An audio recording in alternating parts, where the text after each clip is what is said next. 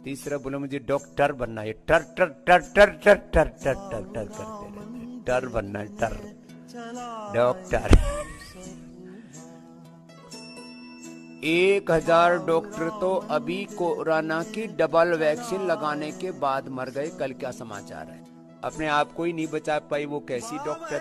तो मैंने कहा डॉक्टर बनना है तो स्वामी रामदेव जैसा बन, जिसके पास में कोई डिग्री नहीं और सबका डॉक्टर है। बाबा रामदेव नहीं है, ये केवल रामदेव जी हैं। क्योंकि मुझे समझ में नहीं आता क्या सर्टिफिकेट में भी उनका नाम बाबा रामदेव ही होगा क्या? एक प्रश्न है केवल। क्योंकि बाबा जो शब्द है वो शब्द किसी उद्योगपति के लिए तो एप्लीकेबल है नहीं। आप भी जानते हैं, महान साधु संत हमारे जो महर्षि हैं, हिंदू समाज के तमाम महर्षियों को मेरा प्रणाम, जिन लोगों ने पारिवारिक, अलौकिक, भौतिक ये तमाम सुविधाओं को छोड़ के लोगों के लिए कुछ करने का प्रण लिया। लेकिन जो उद्योगपति बन गए, अगर वो किसी को अपने आप को बाबा कहलाने के लिए सोचते हैं तो फिर तो कल को टाटा जी भी बाबा कहलाएंगे, अंबानी जी भी बाबा कहलाएंगे, अदानी जी भी बाबा कहलाने बुलाएंगे। एक कहने वाली बात है, आप समझे मेरी बात पे। लेकिन आप एक बात सोचिए, हमने बाबा रामदेव से केवल एक बात बोला कि बाबा अगर आपके पतंजलि में ट्रीटमेंट है, आयुर्वेद के ऊपर कोई सवाल नहीं है। पहले मैं बता दूं, मेरी आस्था है, मैं आयुर्वेद में यकीन करता हूं। हमारे देश के तमाम आयुर्वेद के जो सेवाचार्य उनको मेरा प्रणाम। लेकिन पतंजलि के लिए मैं एक बात बोलूंगा कि it's just a private company and nothing else. जिन्होंने एक स्वांग रचाया लोगों के लिए।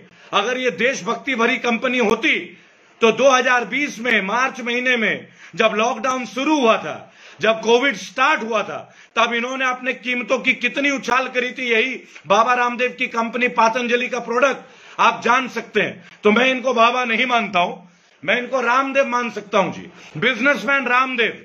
लेकिन आज जब आईएमए, इंडियन मेडिकल एसोसिएशन ने बोला कि मुकदमा दर्ज कीजिए और एपिडेमिक एक्ट के अंतर्गत मुकदमा दर्ज कीजिए, तो आप लगा लें तुरंत उसका असर होना शुरू हो गया। और 24 घंटे के अंदर ही बाबा रामदेव जी ने माफी मांग ली। आप समझ सकते हैं। अब इनके आटा, इनके बिस्किट, इनके कोरोनिल की गुणवत्ता वो तो खैर इंक्वायरी का विषय है, क्योंकि जब कोरोनिल आया था तो परमिशन नहीं थी। आज एक और विषय है दोस्तों, देश का एक नामी गिरामी पहलवान सुशील कुमार, जिसके ऊपर दिल्ली पुलिस ने 1 लाख रुपए का इनाम घोषित कर दिया था।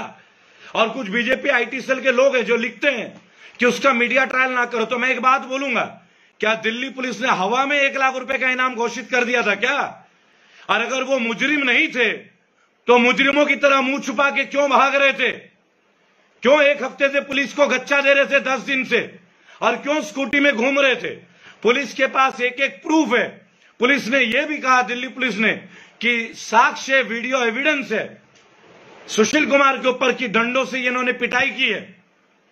मेरे दोस्तों, आपको समझना पड़ेगा, सागर धनखड़, सागर राणा, जिस लड़के की मृत्यु हुई और हत्या हुई, मृत्यु नहीं है, वो देश का एक विद्वान खिलाड़ी था। और किस तरह से कुश्ती संघ के अंदर सुशील कुमार ने अपनी एक पूरी शिकंजा बना रखा था छत्रसाल स्टेडियम में। अभी हाल फिलहाल में वो प्रॉपर्टी डीलिंग भी शुरू कर चुके थे।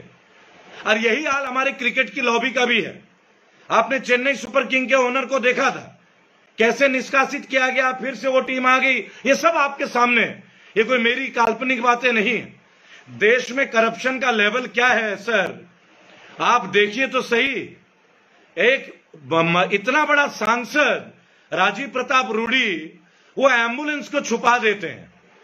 और पप्पू यादव जी आज जेल में, और बड़ी बात नहीं जब उनको भी कोरोना पॉजिटिव बना के दिखा दे कि इनकी मृत्यु हो गई। लाखों करोड़ों लोगों के दिल में आज डर है पप्पू यादव के लिए। आखिर देश में कितने लोग इस केंद्र की सरकार के चुंगल में हैं। लेकिन आज केवल केंद्र की सरकार की बात नहीं बोलूंगा, मैं एक बात आज बोलना चाहूंगा। छत्तीसगढ़ के जिला सूरजपुर, छत्तीसगढ़ का जो जिला है सूरजपुर, उसके डीएम रणवीर शर्मा, शर्म आनी चाहिए डीएम साहब आपको। धिक्कार है, आप जैसे लोग डीएम बन जाते हैं, पब्लिक सर्वेंट बन जाते हैं, धिक्कार है। और क्यों धिक्कार है ये आपको आज बता देते हैं।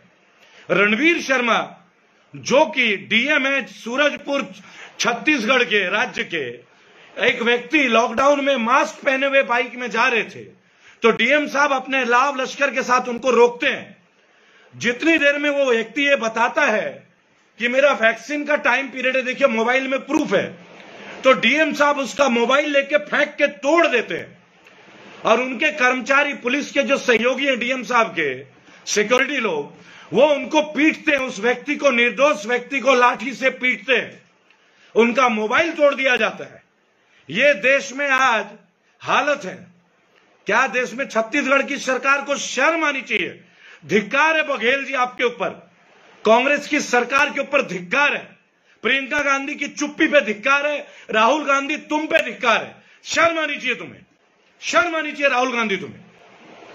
तुम दुनिया भर के, जब यूपी की बात आती हो तो चिल्लाते हो, जब मोदी जी की बात आती है चिल्लाते हो, लेकिन जब अपने सरकार के राज्य में बात उठती है तब राहुल गांधी, प्रियंका गांधी, इनके मुंह में सेलोटेप लग जाते हैं।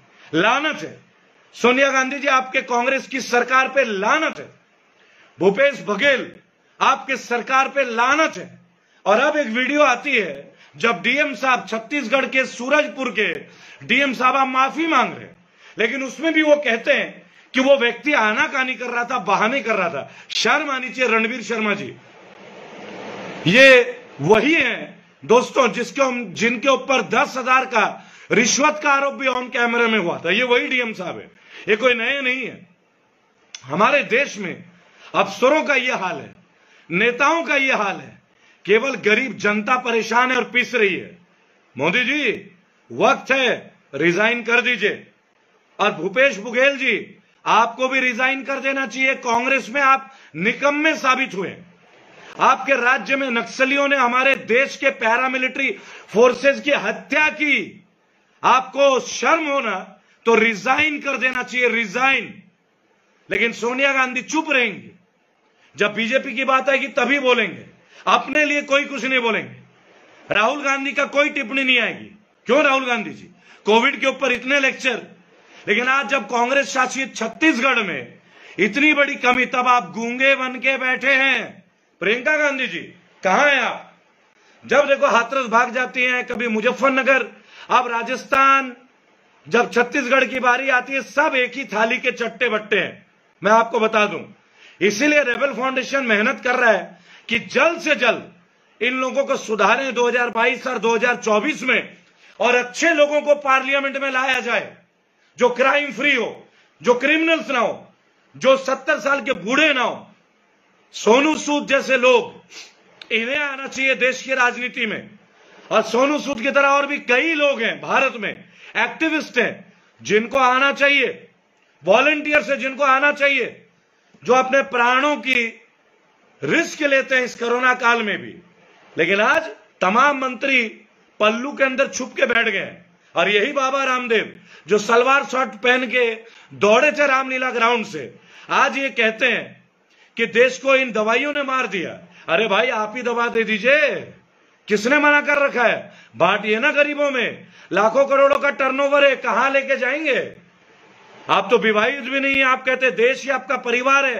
अरे परिवार के प्रति प्रेम दिखाइए। इस परिवार से आप लिए जा रहे हैं, लिए जा रहे हैं। आपके सारे प्रोडक्ट्स की कीमतें बढ़ गई हैं बाबा रामदेव जी। और कितना गोली देंगे आप भी एक नंबर के जुमलेबाज हैं और कुछ भी नहीं है। आपका लोकपाल बिल गायब हो गया, आपकी ईमानदारी, काला धन पे चर्चा गायब हो गया। आज आप एक ऐसे व्यक्ति हैं जो मोदी राज में पेट्रोल की कीमतें आसमान छू रही है, तो भी आप गूंगे हैं। बैंकों की बुरी हालत है पर आप गूंगे हैं, क्योंकि आप कोई बाबा नहीं है, आप जस्ट एक बिजनेसमैन हैं। और ये सुशील कुमार जो पहलवान पकड़े गए, ये भी बाबा रामदेव के घी का एम्बेसडर थे, अगर आपको याद होगा। कमाल है। उधर सौरव गांगुली अदानी जी के एम्बेसडर बने तो उनको हार्ट अटैक आ गया था। अदानी ऑयल, याद होगा आपको। ऊपर वाला देखता है, इंसाफ यहीं पे है। मैं बता दूं, इन अनिल चौहान जी, आप, मैं जानता हूं फेसबुक में जो अनिल चौहान जी हैं, ये बीजेपी आईटी सेल के हैं। भाई साहब फिर भी धन्यवाद, कम से कम आप बेगैरत व्यक्ति, आप मेरे पेज पे हैं तो सही। हमें मालूम है आप बीजेपी आईटी सेल के हैं। और एक बीजेपी जिंदाबाद मनोज कुमार जी यूट्यूब में, अरे 100 बार बोलिए बीजेपी जिंदाबाद, मुझे प्रॉब्लम नहीं है, लेकिन देश के हालात के ऊपर मनोज जी चर्चा तो कीजिए। बीजेपी जिंदाबाद, गंगा जी में लाशें तैर रही हैं, इलाहाबाद में 2-2 फीट में लाशों को दफनाया जा रहा है। हमारी संस्कृति में अंतिम दाह संस्कार था, अब मिट्टी में दफन किए जा रहे हैं। सोचिएगा जरा, सोचिएगा। सपोर्ट कीजिए, अंधे मत बनिए, देशभक्त बनिए, पार्टी भक्त मत बनिए। दोस्तों, बाबा रामदेव की बहुत सारी चीजें आपके सामने आ रही है, समझ रहे ना। मैं तो कह रहा हूं बाबा रामदेव बांटिए ना दवाई फ्री में। अरे गौमूत्र भी फ्री में नहीं बांट सकते, वो भी आप बेचते हैं और लोगों से पैसा कलेक्शन करते हैं।